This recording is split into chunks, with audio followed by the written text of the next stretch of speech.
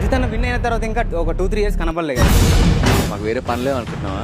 అదేం లేదన్న. మరి ఏం మాట్లాడుతావు? I can't send you into the Bigg Boss house.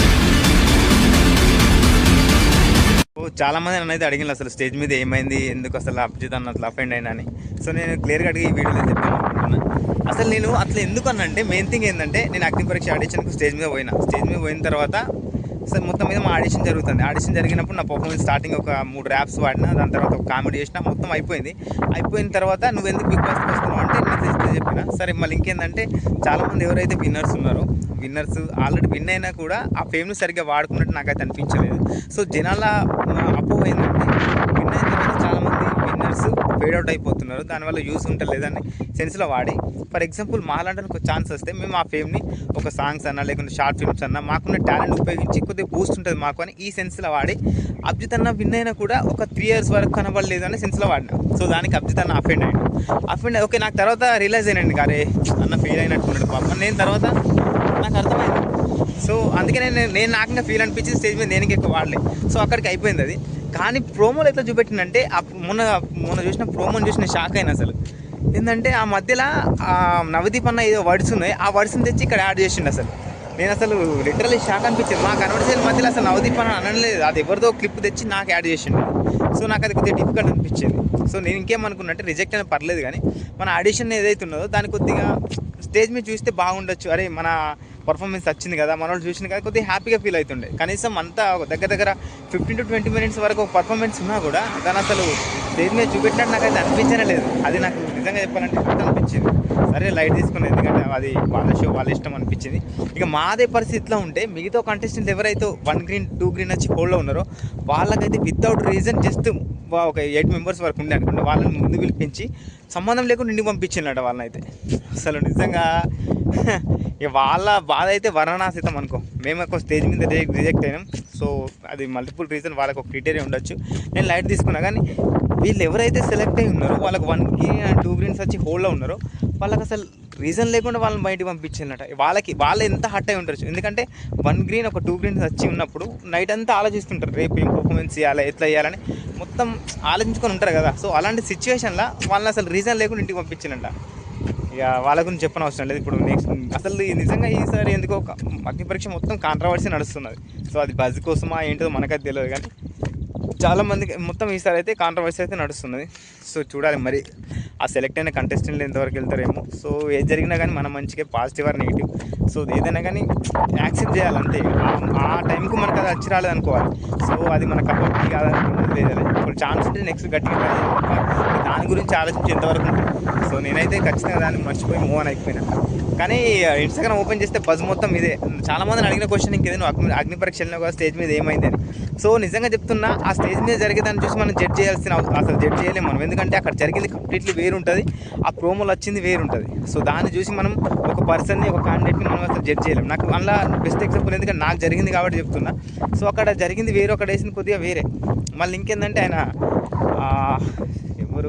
ఆయన ఒక పంతులు వచ్చింది చూసినా, ఆ పంతుల విషయంలో ఇంకా అదే ఆయన పర్ఫార్మెన్స్ ఇచ్చిన తర్వాత ఇక నాకన్నా బెస్ట్ అంటే దొరకడం కష్టం అని అంటాడు ఒక మాట. అంటే దాని అర్థం ఏంటిది, ఆల్రెడీ తను ఏదో పర్ఫార్మెన్స్ ఇచ్చింటాడు, అక్కడ పర్ఫార్మెన్స్ ఇచ్చి మొత్తం అయిన తర్వాతనే ఆ కాన్ఫిడెన్స్గా ఆ మాట అని ఉంటాడు. సో అది మనకి ఏది ఇంకా టెలికాస్ట్ చేయలేదు. సో అది చాలామంది పర్ఫార్మెన్స్ ఇచ్చినా ఏదో ఇచ్చినా కానీ అసలు టెలికాస్ట్ చేయరు అసలు.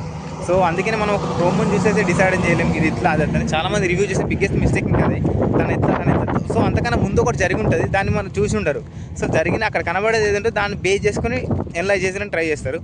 సో కంప్లీట్లీ మనం ఒక ప్రోమోని చూసి అయితే జడ్జ్ చేయలేము. సో కానీ మొత్తం మీద అయితే ఈసారి చాలామంది కంటెస్టెంట్లకు అన్ఫేరే జరిగింది. ముఖ్యంగా ఈ 8 members అయితే హైలీ అన్ఫేర్. ఎందుకంటే ఒకవేళ అన్ఫిట్ కాదనుకుంటే ఒక టాస్క్ లేకుంటే వారికి ఏదో సంథింగ్ ఇచ్చి రిజెక్ట్ చేస్తే ఒక లెక్క ఉంటుండే, కానీ వితౌట్ అసలు రీజన్ లేదు, ఏం లేదు, టాస్క్ లేదు, జస్ట్ ఒక ముగ్గురు ఏమంటారు వాళ్ళ పేర్లు పిలిచిందంట. ఆ మెంబర్స్ ఎవరైతే ఉంటారో వాళ్ళు ముందు వచ్చిందంట, కథం ఇక్కడితో మీ బిగ్ బాస్ జర్నీ మూవీ అంటే అగ్ని పరీక్ష జర్నీ ముగిసింది, ఇంటికి వెళ్ళి అని చెప్పేసిందంట. ఇది ఎంత అన్ఫేర్ అసలు. ఏదైనా కంపారిజన్ చేసుకొని ఒక టాస్క్లు పెట్టి ఇంటికి పంపిస్తే అది వేరు ఉండేది, కానీ వితౌట్ అసలు ఒక రీజన్ లేకుండా జస్ట్ వాళ్ళకేదో అనిపించింది వాళ్ళ గురించి ఆలోచించి ఇంటికి పంపించింది. ఎందుకంటే అయినా ఆల్రెడీ మేము కాంటాక్ట్ చేసేటప్పుడే అనుకుంటాం, అంటే ఒక బుక్ ఇస్తారు, ఆ బుక్ మీద కాంటాక్ట్ చేస్తాం అన్నట్టు. అంటే మొత్తం మీద షోకు సంబంధించి వాళ్ళ ఏదైతే ఇష్టం ఉంటుందో వాళ్ళ ఇష్టం వచ్చినట్టు డిసిజన్ తీసుకోవచ్చు. సో ఇది ఆల్రెడీ మేము అందరం సైన్ చేసి ఉంటాం. సో వాళ్ళు ఏం తీసుకున్నా దానికి అపోజిట్ చెప్పడానికి మా దగ్గర ఉండదు. సో ఇప్పుడు లీగల్ ఇంకా వాళ్ళదే రైట్స్ ఉంటాయి, ఎందుకంటే మేము ఆల్రెడీ అన్నింటినీ సైన్ చేసి ఉంటాం కాబట్టి. సో వాళ్ళ షో నడిపించడానికి వాళ్ళు ఏమైనా డిసిజన్ తీసుకుంటారు, దాన్ని మనం యాక్సెప్ట్ చేయాల్సిందే. కానీ మొత్తం మీద స్టేజ్ మీద జరిగింది అయితే ఇది. సో సరే ఏం చేస్తాం, మనకంటూ ఈసారి సీజన్లో ఛాన్స్ లేదేమో, మనకు రాసి పెట్టలేదేమో, మన టైం అట్లా ఉండే. కానీ ఓవరాల్గా పర్ఫార్మెన్స్ అయితే చాలామంది నేనైతే బెటర్ ఇచ్చిన 100% బెటర్ ఇచ్చిన నాకు తెలుసు. సో కానీ ఎందుకంటే మేబీ ఇక అన్నకి నచ్చకుంటే ఏమో ఇక వాళ్ళకి నచ్చలేదు అనుకుంటా. But as a performance wise నాకు తెలుసు 100% నేను బెటర్ ఇచ్చిన. సో ఆ మొత్తం మీద ఆ స్టేజ్ ఉన్నంత వరకు మస్తు జోబియల్గా ఉండే. అక్కడ శ్రీముఖ్ అక్కతో ఇంకా కన్వర్సేషన్ ఏదైతే జరిగి ఉండదు.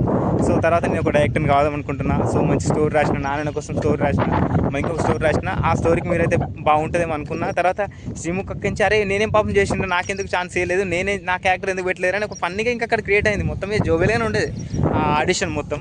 కానీ ఆ వెయ్యి ఇంకా వేయలేడు. కాకపోతే వేసిన పర్లేదు, కానీ మనం చేసిన పర్ఫార్మెన్స్ ఏదైతే ఉందో దాని ఒక 5 minutes అని వేస్తే బాగుండేమో అనిపించింది నాకు. కానీ వేయలేదు, ఎందుకంటే ఇక వాళ్ళకి ఏదైతే ఇంట్రెస్ట్ అనిపిస్తుందో, వాళ్ళు ఏదైతే కాంట్రవర్సీ అనుకుంటారో అది మాత్రం వేస్తారు. సో నేనన్న మాటలు ఇంకా ఆ ఎపిసోడ్లో ఫస్ట్ కాంట్రవర్సీ ఏదైతే అభిజిత్ అన్న ఇంకా ఒక 2-3 years కనపడలేదు అని చెప్పిన దాన్నే రుద్దేసిండు అసలు. సో ఒకవేళ అది మాట్లాడకుండా అది ఇంకా వేయకపోతుండేనేమో.